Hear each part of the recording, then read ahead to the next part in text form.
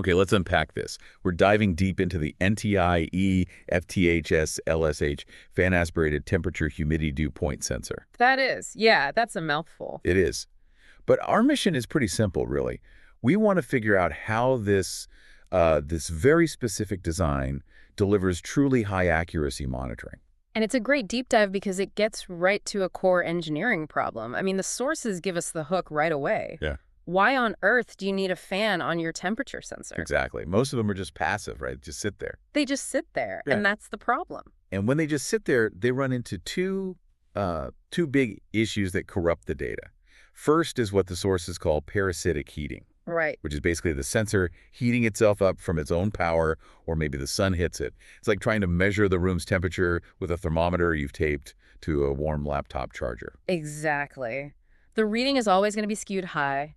The sensor contaminates its own measurement. And the second issue is where these things get installed. You see them in places with steep temperature gradients or, and this is the key, little to no airflow. If the air's not moving, the sensor just measures that little pocket of stagnant air around it plus its own heat, not the actual room. So the solution is, well, you have to force the air to move. And that's where the fan comes in, this core innovation. It's constantly drawing air over the sensing element. Right. It's an active process. When you say active drawing, what are we actually talking about? How fast is that air moving? It's about 1 cubic foot per minute. So it's a constant aspiration rate of 0.2 feet per second. Okay, so not a hurricane, but a steady, consistent flow. Exactly. That mechanical action is the whole point. It washes the sensor with fresh ambient air. That's how it gets the low self-heating part of its name. And that translates directly into data you can actually trust. The sources show the fan is so efficient that the measurement inflation from its own heat is kept below 0.5 degree Celsius. Less than 0.9 degrees Fahrenheit, typically. In a data center or a lab, that tiny margin is everything. Absolutely. So this minimization lets it have just superb accuracy across a huge range, from -4 all the way up to 140 Fahrenheit. The temperature accuracy is incredibly tight, 0.72 degrees Fahrenheit across most of that range. But it's not just temperature, right? Right, we have to look at humidity too. For relative humidity, you're looking at 3% accuracy, which is very solid.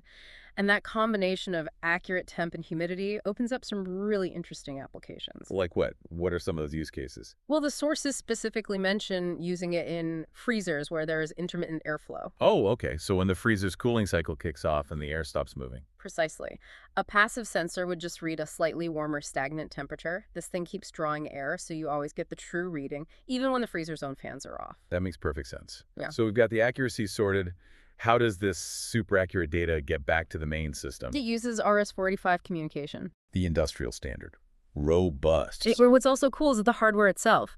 They included this huge wall-mount LCD display. We're talking 2-inch characters. You can see the reading from across the room. So you don't have to be logged into a computer to know what's going on. Exactly. And speaking of distance, this is where it gets really interesting. It's compatible with the EFSC fiber converter. Now that changes the game. That little box, the fiber converter, means you can place this sensor up to 1.2 miles, that's 2 kilometers away from the main EnviroMUX unit. 2 kilometers. 2 kilometers. Think about a massive warehouse or a college campus. You can monitor the far end from a central hub. Standard copper wiring just can't do that. That is a serious reach. So to sum this all up, the main takeaway here is really the engineering philosophy.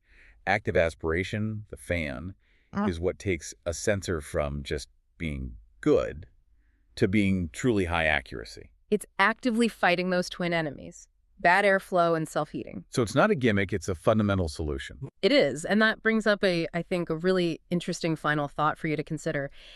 If we've seen that a fan is necessary for accurate temperature readings indoors, to stop self-interference, what other subtle things, like maybe small shifts in light or air pressure, might be skewing all the other passive measurements we take for granted every day? And how could more active measurement techniques completely change the quality of that data? Something to chew on.